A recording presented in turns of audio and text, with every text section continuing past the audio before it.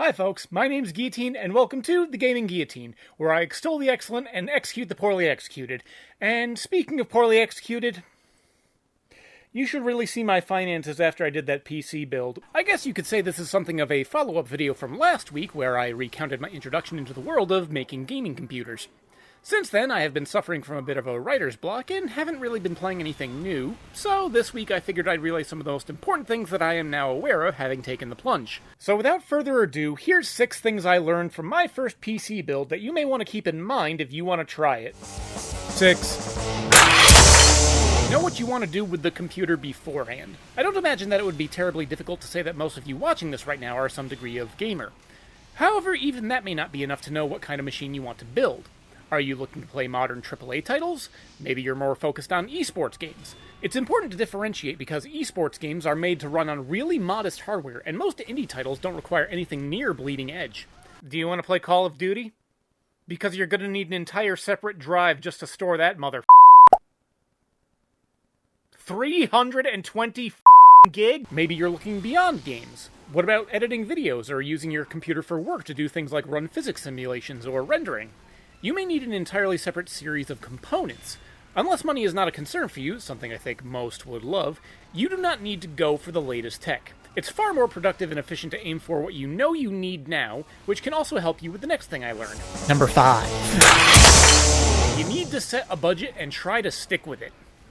As I alluded to in my intro, I started my journey to PC building in the throngs of passion, and as such, blew through way more money than I probably should have. Of course, this was partially prompted by a significant lack of knowledge. If a part was recommended, I was very likely to go for it, which was then very likely to cause me to lose track of my ongoing expenditures. Depending on your own situation, that can get dangerous. But let's not forget this was for the Hot Wheels build, so my needs were dictated by space constraints above most other things. Your own needs will likely not be very much impacted to practically unaffected by such parameters.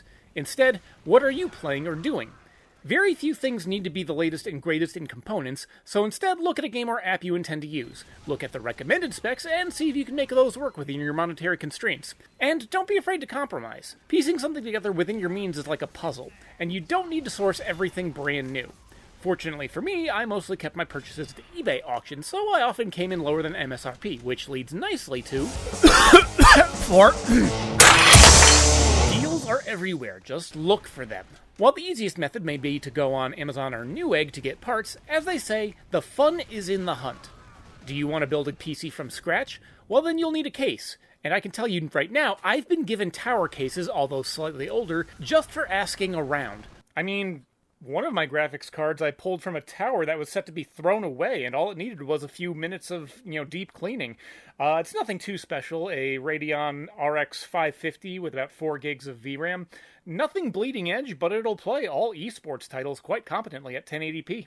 Search local marketplaces, both physical and digital. Don't be afraid to start conversations. In fact, that's how I snagged 2 RTX 3060 Ti's, 2 1070 Ti's, a motherboard, a decent mid-tier CPU, and 16 gigs of RAM for $400 US. For reference, depending on where you're getting parts, I saved anywhere from $600 to $1,000 because I happened to strike up the right conversation with a guy who had a crypto rig he ran for 2 months and stopped using. Do you need to find something to start a build on with an extreme budget? Grab something like this. I got this from a local thrift shop for $25. Perfect for an entry-level gaming rig if you put in a modest graphics card. While in most cases, if something seems too good to be true, it often is. But if you can afford it, don't be afraid to take a chance. Just make sure you follow the advice of my next learned point. 3.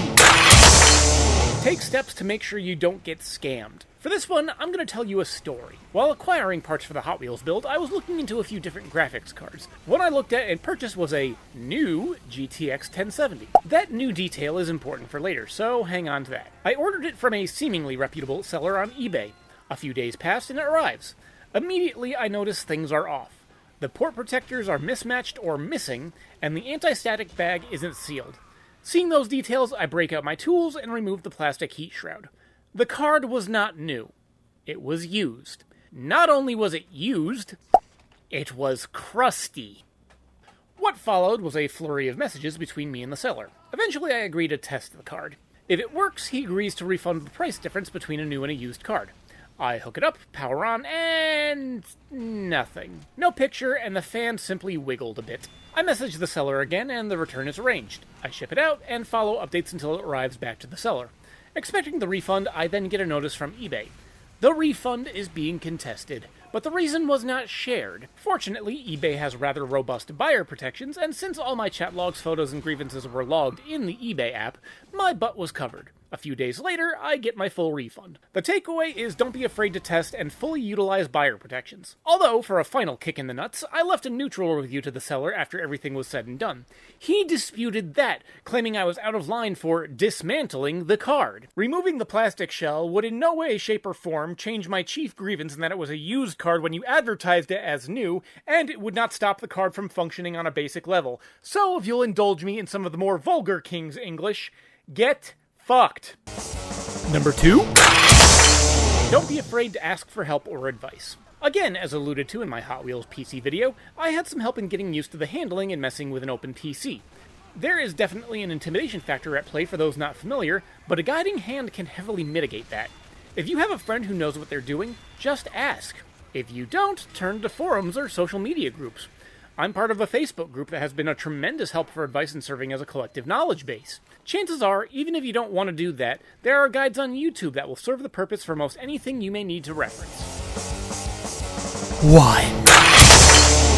Hang on to the fun. Finally, the most important part. The whole reason I got started down this rabbit hole is because I found it fun. That's not to say there's not frustrating elements, but at the end of the day, the sense of satisfaction of using something you built yourself is palpable.